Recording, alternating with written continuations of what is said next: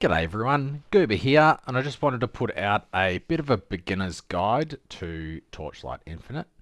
We'll start with the campaign. As you start the game and start running through, make sure you stop off at the treasure troves for a lot of extra XP. It can get you over leveled for the area and make the campaign much easier. And you also get a talent point for every first completion of each treasure trove. Now the treasure trove is so good because it has 100% additional drop quantity, it has 30% extra XP earned, but the main thing is the mob density in each treasure trove is really quite high. There are a lot of rares, there are a lot of elite monsters, so you level up really quickly. And you don't even really need to level in the actual campaign. You can just level up to when your XP penalty is too high, and then you just run to the next one, completing the campaign along the way. When you get to the end of the campaign, you can either stop there. What I do is I complete the campaign, I kill Rusted Abyss, which is the final boss of the campaign, and then I go back and then I complete the treasure trove to about level 66. So that's 12 levels over the monster level of the area, and if you're using pet spirits, then that only takes another 20 minutes or so, and you get a ton of levels. It probably doesn't even take 20 minutes, it probably takes more like 10 minutes. So once you have completed the campaign, you'll be spat out in Ember's Rest, and you'll have a quest from Zac the Hunter. He will ask you to go in and complete some basic maps. It's always the same. It's tier 1 in Glacial Abyss, so you just have to do a few maps in here. It's only 4, and then you kill the Glacial Watcher. Then you'll want to do Blistering Lava Sea on time mark 3 to unlock slates. Then you'll want to do Steel Forge on time mark 4 for the next quest from Zac the Hunter. Then he gets you to go to Thunder Waste, I believe that is tier 5. And finally tier 6 in Voidlands. Once you have completed all of the basic quests for Zac the Hunter, then he'll ask you to unlock the Traveler. Now the Traveler, the first time that you kill him, is just unlocked when you get 35 Cinder essences, or whatever they're called. Now I don't know why this isn't on by default, however, to get Cinders you go through and you clear time mark 1, 2, 3, etc. And if you haven't collected the Cinder from the area, it'll be in this top triangle of the Watcher. Another way of seeing if you have collected the Cinders for each area is up the top right here. You have the total of Cinders that you have collected. You just click on that and it shows you which area you haven't fully completed yet. So it's easy to go back and see what you've missed, and you don't have to go searching through every time mark to try and unlock the Cinders that you missed. It's often quite annoying if you have to go back and go, okay, I've done tier 4, let's check tier 2, okay, I've done tier 2, I've got to check tier 6. Oh, I've done tier 6, alright, I've got to go check tier 7. It's just really tedious and annoying. So you can just hit the top there, and then you'll see which area that you have or haven't got the Cinders from. If you're just starting out in maps, you can go through and get the initial set pieces, which are really quite decent. The Voyager set has up to 6-piece set bonus, so 2, 4, and 6, specific to your class, and is generally quite decent-ish. They are all life-based, so if you're an ES build, sorry, but this is just a stopgap until you get some better gear. It gets replaced rather quickly, so it's just a really beginner level set of gear. If you're wondering why you would kill things in different zones, I'll go back to time mark 8 because that's just what I kill stuff on. If you're wondering what drops specific to each area, you just click on any map, and then the first exclusive drop is specific to each zone. So in Glacial Abyss, you'll get 100-fold Windfall. If you go to Lava Sea, the Immolating Flame drops. These go for about 450 Flame Elementium. They are very rare, so you wouldn't expect this to drop very often, just so you're aware. Otherwise, it wouldn't be worth so much, would it? Here you have Unhatched Shadow. Steel Forge is the most worthless of the cards. Cocooned Flame is an 11th of an Immolating Flame. They go for about 35 to 40 Flame Elementium, but they drop more often. And finally, Voidlands, you have the Twin Eggs. Now there is another difference. The Plane Watcher in each area drops something specific. So this Plane Watcher drops Twilight Vestment, Malevolent Hand. These go for about 1500 Flame Elementium, and then some other garbage uniques that no one cares about. The Chaotic Ending sells for about 5 FE. Unidentified, so it's really just the gloves and the Chaotic Ending from this boss. Looking at Thunder Wastes.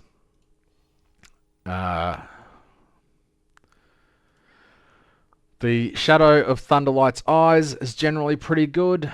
And again, Chaotic Ending, etc., etc. Steel Forge, I'm not really sure what... Warden's Breastpin is good. And then the Ring, I don't think anything else there is worth anything. Warden's is generally about 400 Flame Elementium. I haven't checked in a little while, so I can't confirm that. Firelord's Sin is generally pretty decent. I'm guessing something else here is worth something. Firelord's Blade maybe in lava. And finally Glacial drops. Who knows what's good there? I'm not sure. But the 100-fold Windfall is just flat FE. You collect 9, gives you 100 Flame Elementium. So it's just a really good, solid area. There's not much backtracking in Glacial Abyss, and there's no elevators, which is even better.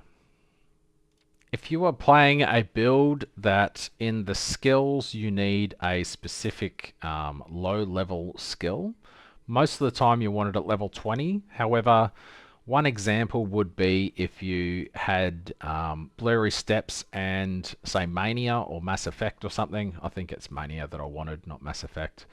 But the lowest level that you can buy is level 16.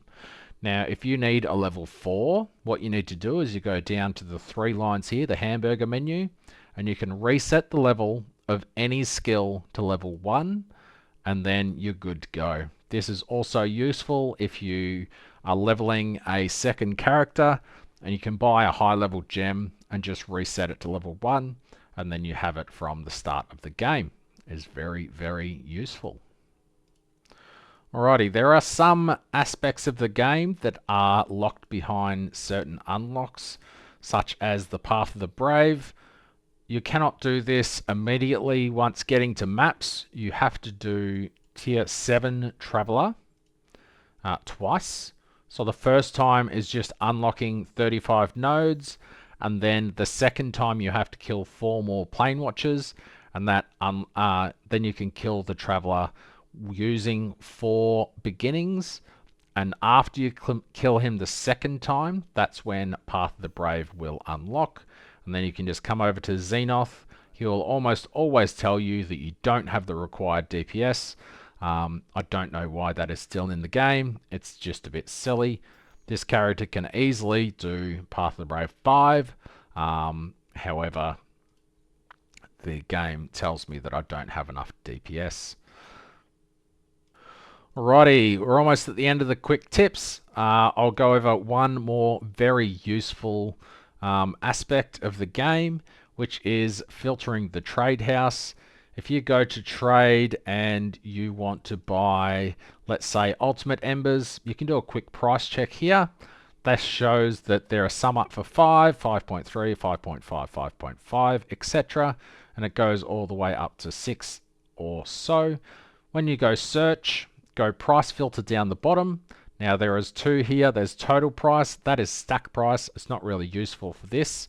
So it is always beneficial to go to unit price. Then you can just go with 5.5. And then that will darken all the ones that are above the price that you want to pay. And then you just click next until you find ones that are within your budget. There we go. These are up for 5.5 or less. It is also extremely useful when you're buying beacons because they go up in price rather quickly. So if I was running Glacial Abyss, I just ran a bunch and I think they were 47 each. These have come down quite a bit. So they're 45 for the bulk listing. If you go down the listings and it's like one listing, two listing, one. When it gets to 23 separate listings at 45, that's probably a pretty decent benchmark of what you should be selling it at. Or down here, 46, there's 36 listings. So what you want to do is go search, price filter, filter it to 45, and then click through until you find enough of the items that you want to buy. If you are unsure, you can always hit the star and then keep clicking through. If you want to see if there's any cheaper ones, you just click the star and then you can go back to my collection. And this has everything that you have starred or favorited. And then you can compare the prices here if you really want to. And you just clear from the collection like that. If you are struggling with your build and you haven't been following a build guide in any way, you can go to the Pro Builds in the Campfire menu. And people share all sorts of builds in here that you can follow. Generally, if you go with one with a lot of likes, people have seen that and gone, yep, that's pretty good. Guck Daddy on the Asia server generally puts out pretty decent guides. Or you can go to hero ranking. Now this shows you the top DPS for your class by just selecting them. And then you can click on the person, and if it's not hidden, I really wish it would not show hidden profiles in the rankings. And then you can fully see their build here. You can collect their build if you really want, or you can just get a general idea of what you should be getting on all of your gear and go from there. This guy's rich because these rings are not cheap.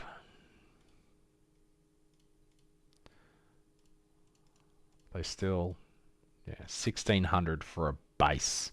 That is disgusting. I wish they would fix the drop rate of these. Anywho.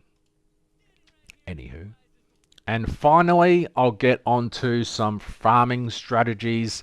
Once you have some gear up and you can do at least time mark 6, if you add me to Discord, it is Gooba #7106. I can share this spreadsheet with you, and you can use any of the strategies that I have been using this season to get a feel for what you want to do. So you just go to the home page and go, say, T6 farm. This is a very basic farm. I was doing this on a character that was not using pack spirits, and I was making 130 flame elementium an hour. It's not great, but it's enough to get you started, and maybe you only need 130 flame elementium to get your build going, and then you'll be able to do time arc 7, etc. How you read this is the trait deck on the right that I used. Any compasses that I used, it cost 4 netherrealm for each compass, each beacon, sorry. If I had compasses used, it would be here. You'll see that in a second. And then on the left here is just a quick way of you to track your progress and what you've been getting drop. So the FE equivalency is what they're worth on the market. This is a bit old, but you get the idea. If you have some in your inventory, you can chuck them in there. What you have at the end of the test, this just shows the difference between end and start, so you know how many have dropped. That is the income, which is drop quant times FE equivalency, tax if there is some, and your overall profit. This is just a boss rush strategy, so all you do here is you trigger the nightmare when it comes up, and you run to the boss as fast as possible, and you kill the boss, and then you reset. That is this entire strategy. You're not really there for the Goddess of the Hunt. You're not really there for Cube. I was getting XP at the time. That's why Relax was there. And you just want to get to the Plane Watchers as fast as possible, kill them, and do Nightmare. So the boss and the Nightmare will be 90% of your income, and then every now and then you might get something lucky from one of these other mechanics. However, that is not the main focus. Going back to the home page, next up you could go with a tier 7 or tier 8 casual no investment. If you're doing tier 8, the keys are a little bit more expensive. 2 FE is really nothing. And then tier 7 is 8 netherrealm, and you have all the netherrealm drop in the world. So that's pretty easy. Now, this strategy, you are going for the confusion cards on the maps and clearing the maps that way. It's not a boss rush. However, it would also work with a boss rush strategy as well. Again, FE equivalency, what you start with, what you end with, and everything is calculated for you there. This is a pretty good strategy. It gets around about 1,000 FE an hour, depending on how fast you are. Speed is king when you're doing maps. So if you're taking longer than 2 minutes to do a map, none of my strategies are probably for you, or you need to drop the difficulty down until you are one-shotting all of the monsters. The more maps that you complete, the more nightmares that you complete, the more currency that you are going to make. And finally, once you have got some FE up, you can do some deep space. TA Nightmare boss rush is quite good. It's pretty cheap and makes about 1,500 flame elementium an hour sometimes. Or you can go with a big expensive one, which is 72 flame elementium a map. I just did this one and I made 6,400 flame elementium in about 4 hours. Which is, you know, quite decent. So anyway, that's what I've got for this video. It's a bit of a beginner's guide from the start to the finish. I have got other videos with a lot more tips in it if you want to check out those on my YouTube channel. All you have to do is search for beginner guide or tips, and it should bring up the videos as needed. Anyway, that's what I've got for this one. Thanks for watching, and I'll see you in another video. Cheers.